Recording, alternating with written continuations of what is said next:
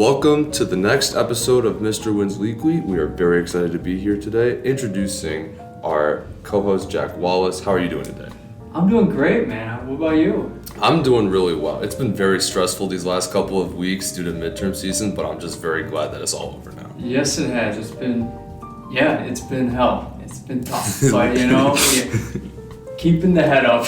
Let's talk about the book that you want to talk about today. What do you have for us? Yes, so I have The Things They Carried by Tim O'Brien, and this is one of my favorite books I read in high school. I read in my AP Lang class, and at first it's like, oh, it's just a book about the Vietnam, it's like, oh, you think it's be a typical Vietnam story, but it's not at all typical Vietnam story or a typical war story. It's very, it says a lot about not only just like the author's personal philosophy on war, but more about like what the individuals went through, but not just more than just the pain and the PTSD of the actual battle itself, of just the reasons of actually going to a war that they didn't want to go to, because the Vietnam War was not a regular war like World War II, when there's obvious bad guy and there's obvious purpose. For a lot of the soldiers in Vietnam, they didn't know why they were there.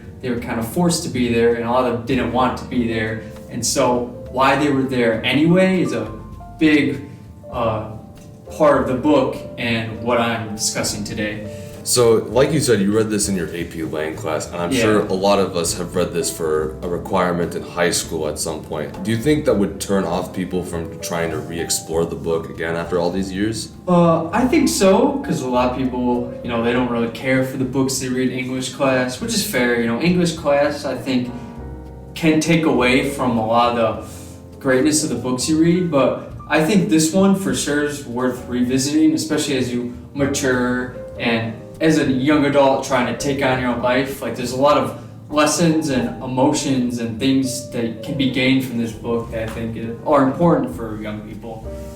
Well, if we have nothing else to discuss, then why don't we get started with the passage that you want to read for us today? Yes, so the context of this passage is that Tim, this is a fiction story, but it's also about his actual story about how, because he is a veteran of the Vietnam War, and so it has fiction elements but has true elements, and this is more of what he actually went through. And so this is him before he decided to go to war. He was deciding whether to escape to Canada or to actually go to the war, and so this passage describes that split between him of go to a war that he doesn't want to go to, or escape and leave everything behind. So the passage is loosely based off of the author's real-life experience? Yes, so this is something he actually went through. Awesome. Very excited to hear it. And what was so sad, I realized, was that Canada had become a pitiful fantasy, silly and hopeless. It was no longer a possibility. Right then, with the shore so close, I understood that I would not do what I should do. I would not swim away from my hometown and my country and my life. I would not be brave. That old image of myself as a hero, as a man of conscience and courage, all that was just a threadbare pipe dream. Bobbing there on the rainy river, looking at the Minnesota shore, I felt a sudden swell of helplessness come over me, a drowning sensation, as if I had toppled overboard and was being swept away by the silver waves. Chunks of my own history flashed by. I saw a 7-year-old boy in a white cowboy hat and a Lone Ranger mask, a pair of holstered 6-shooters. I saw a 12-year-old Little League shortstop pivoting to turn a double play. I saw a 16-year-old kid decked out for his first prom, looking spiffy in a white tux and a black bow tie, his hair cut short and flat, his shoes freshly polished. My whole life seemed to spill out into the river, swirling away from me. Everything I had ever been or ever wanted to be. I couldn't get my breath. I couldn't stay afloat. I couldn't tell which way to swim. A hallucination, I suppose, but it was as real as anything I would ever feel. I saw my parents calling to me from the far shoreline. I saw my brother and sister, all the townsfolk, the mayor, and the entire Chamber of Commerce, and all my old teachers and girlfriends and high school buddies. Like some outlandish sporting event, everybody screaming from the sidelines, rooting me on, a loud stadium roar, hot dogs and popcorn, stadium smells, stadium heat. A squad of cheerleaders did cartwheels along the banks of the rainy river. They had megaphones and pom-poms, smooth brown thighs. The crowd swayed left and right. A marching band played fight songs. All my aunts and uncles were there, and Abraham Lincoln and St. George, and a 9-year-old girl named Linda who had died of a brain tumor back in 5th grade, and several members of the United States Senate, and a blind poet scribbling notes, and LBJ, and Huck Finn, and Abby Hoffman, and all the dead soldiers back from the grave, and the many thousands who were later to die. Villagers with terrible burns, little kids without arms or legs. Yes, and the Joint Chiefs of Staff were there, and a couple of popes, and a first lieutenant named Jimmy Cross, and the last surviving veteran of the American Civil War, and Jane Fonda dressed up as Barbarella, and an old man sprawled beside the pig pen, and my grandfather, and Gary Cooper, and a kind-faced woman carrying an umbrella, and a copy of Plato's Republic, and a million ferocious citizens waving flags of all shapes and colors. People in hard hats, people in headbands. They were all whooping and chanting and urging me towards one shore or the other. I saw faces from my distant past and distant future. My wife was there. My unborn daughter waved at me. My 2 sons hopped up and down, and a drill sergeant named Bilton sneered and shot up a finger and shook his head. There was a choir in bright purple robes. There was a cabbie from the Bronx. There was a slim young man I would one day kill with a hand grenade along a red clay trail outside the village of My Key. My little aluminum boat rocked softly beneath me. There was the wind in the sky. I tried to will myself overboard. I gripped the edge of the boat and leaned forward and thought, now. I did try, it just wasn't possible. All those eyes on me, the town, the whole universe, and I couldn't risk the embarrassment. It was as if there were an audience to my life, that swirl of faces along the river, and in my head I could hear people screaming at me. Traitor, they yelled. Turncoat, pussy. I felt myself blush. I couldn't tolerate it. I couldn't endure the mockery or the disgrace or the patriotic ridicule. Even in my imagination, the shore was just 20 yards away. I couldn't make myself be brave. It had nothing to do with morality. Embarrassment. That's all it was. And right then I submitted. I would go to war. I would kill and maybe die because I was embarrassed not to. That was the sad thing. And so I sat in the bow of the boat and cried. It was loud now, loud, hard crying. Elnor remained quiet. He kept fishing. He worked his lines with the tips of his fingers, patiently squinting out at his red and white bobber on the rainy river. His eyes were flat and impassive. He didn't speak. He was simply there, like the river in the late summer sun. And yet, by his presence, his mute watchfulness, he made it real. He was the true audience. He was a witness like God, or like the gods, who look on in absolute silence as we live our lives, as we make our choices or fail to make them. Ain't bitin', he said. Then after a time, the old man pulled his line and we turned the boat back towards Minnesota. I don't remember saying goodbye. That last night we had dinner together and I went to bed early, and in the morning, Elroy fixed me breakfast. When I told him I'd be leaving, the old man nodded as if he already knew. He looked down at the table and smiled. At some point later in the morning, it's possible that we shook hands, I just don't remember. But I do know that by the time I finished packing, the old man had disappeared. Around noon, when I took my suitcase out to the car, I noticed that his old black pickup truck was no longer parked in front of the main lodge. I went inside and waited for a while, but I felt a bone certainty that he wouldn't be back. In a way, I thought it was appropriate. I washed up the breakfast dishes, left his $200 on the kitchen counter, got in the car, and drove south towards home. That day was cloudy. I passed through towns with familiar names, through the pine forest and down to the prairie, and then to Vietnam, where I was a soldier, and then home again. I survived, but it's not a happy ending. I was a coward. I went to the war. Wow, I would personally hate to be in that kind of situation if I was faced with a life-changing decision. Do you think that the thoughts of all those people influenced his choice to go to war in that spur of the moment? Yeah, that's what I was about to talk about. Like, that's the main thing he was thinking about is, he was a coward like he called himself a coward because he didn't do what he wanted to do, which was escape the war through whatever means was possible. And the easiest means for him was to go to Canada, and he'd have to leave everything behind. He had to leave his family behind, his home, his country, everything, but he knew he didn't want to go to war. But in that moment, he's 20 yards from Canada, and he's just in this boat, and he could jump and swim and go and be free. But, like the passage describing, he's sitting there, and the only thing he sees on that shore is everyone, he describes like all his high school teachers, all his girlfriends, his entire family, extended family, his wife he's not married to yet, his unborn children, people he didn't kill yet in the actual war, people he knew from the war he didn't meet yet. Like I said, like the whole universe, came together in this one place in time, and knowing that they were, looking at him, even though they actually weren't, he was just too embarrassed to free himself from the war, just because he knew that the whole universe was expecting him to go, expecting him to be a brave soldier, even though the brave thing to do was to leave all that behind and do what he truly needed to do in his soul, which was, to leave the war.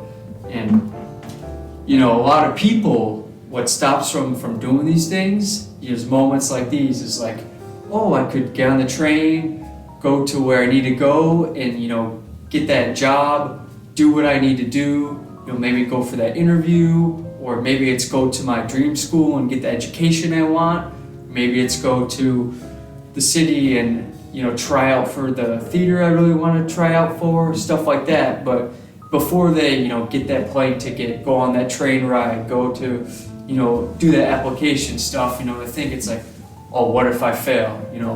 What's the entire universe gonna say if I fail, if I don't make it, and stuff like that, when, in actuality, like, that's just in your mind. And so that was in the minds of all these soldiers, that embarrassment, and that's in the mind of, everyone goes through this, that sheer embarrassment of, oh, I have to do what everyone expects of me, because if I don't, then the entire universe is going to look down at me, which is such a horrible mindset. Just that pressure of the universe on top of you to do something that you don't want to do, it's horrible. And so realizing that, one, everyone goes through this, and realizing it's something that you can put away and just realize that I just gotta do what I need to do. And even if I fail in doing that, I was brave, I was myself, and I wasn't a coward, and that's way more than most people, because most people just decide to be cowards. And so having those thoughts of that embarrassment, it's too much pressure. You gotta get rid of that, and you gotta live the way you need to live. You just gotta do that, Yeah, definitely. It is important to make some sacrifices to get the things that you want and are best for you. But what do you think the passage itself says about the experiences of the author and how it relates to his own experiences? Yeah, I think, that last line, he says, I was a coward, I went to the war, it's not a happy ending. Like, he survived the war, he lived on to write a bunch of books, super successful author, obviously. But even though he's a successful author, even though he went to war, he's like, this is the bad ending. This is how I didn't want my life to play out. And I think you kind of see that with towards the end of his fantasy, how he's looking into the future. He's seeing his future of, oh, I'm gonna probably kill somebody. I'm gonna have to live with stuff like that the rest of my life. And he could see the future that he doesn't want to live, but he's too embarrassed not to live the future he doesn't want to live, just because other people are expecting him to do that. And so it's just his personal experience is just, even though I did this thing, I didn't want to do this at all. This is something I shouldn't have done. I should have not been a coward. I should have been brave, and I should have, escaped the war. But, the whole point is that he was a coward. He did the wrong thing, and he had to kill people, and he had to watch his friends die, and he has to live with this PTSD. And for him, you know, the whole point of writing these stories is this is basically his therapy of how he lives with himself. And so that's why these stories are so good, because we can see this guy's a broken man who did the wrong thing, and he has to write these stories just to live with himself because of all the horror he's been through, which is depicted beautifully in the rest of the book, all the horrible things that happened. And in this chapter, it's like all of those horrible things could have been avoided completely if he just was himself and didn't decide to be a coward. And so I think that's the major point of all the horrible things that happened because he decided to be a coward. Yeah, I mean, it is a truly tragic situation for the author, but thankfully for us, we don't have to experience anything like that in our current climate right now. So thank goodness. Yeah, thank God. For sure. So what do you think that this passage says about the smaller things, like things that me and you and other students here are going through that we don't want to live with regret or thinking about like those what if scenarios later on? Yeah, so as he describes earlier on in the chapter, you know, he was talking about at the time he had a really crappy theory of courage. He was saying he was like, oh, if you're never courageous, and this is what his young self thought, like it kind of builds up inside of you and like gaining interest. And then once you need to be courageous, you could just pay the bill of courage that's built up inside of you. But he was like, in actuality, courage is something you do every day. You have to have little acts of courage every day of always making sure you're on top of yourself, always making sure you're doing what you want, always making sure, or not just doing what you want, doing what you need to, and doing the right thing.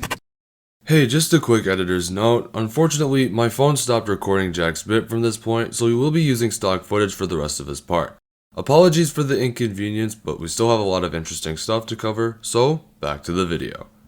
So when the real hard moments come, like the whole universe looking at you type moment, you've already been courageous throughout your whole life. You've always made the little acts of courage, and you're ready to make the big step. But if you slowly cut away yourself, slowly and surely let other people decide what you do, decide for you, let them take control kind of. When the big moment happens, you won't be able to break free.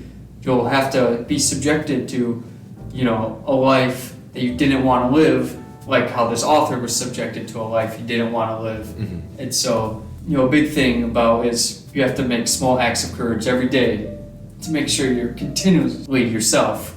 For me, from my personal experience, I know some little acts of courage I've done is like dressing up. Like, I always love to dress up. People might think I'm weird, but it's more important to be myself than what people thinks of me. So dressing up every day is something I've done to build up some of my courage. Then also, doing the Wednesday posts, and now even doing this show, because at first it's like, what are people going to think of this? Well, my family can see this, my friends can watch this, and they're going to think it's stupid. It's like, it doesn't matter, this is what I want to do. Mm-hmm. And so it's about those little acts of courage that, maybe one day I'll have to make a big decision about my life, but I know I'll always be able to stay true to myself and get that moment when it counts. Awesome. That is really great advice. I like how you made it apply to not only just yourself and theoretically myself with this show, but also everyone else around. That is truly some great words of wisdom. Just kind of one last question to wrap up. Yeah. What do you know?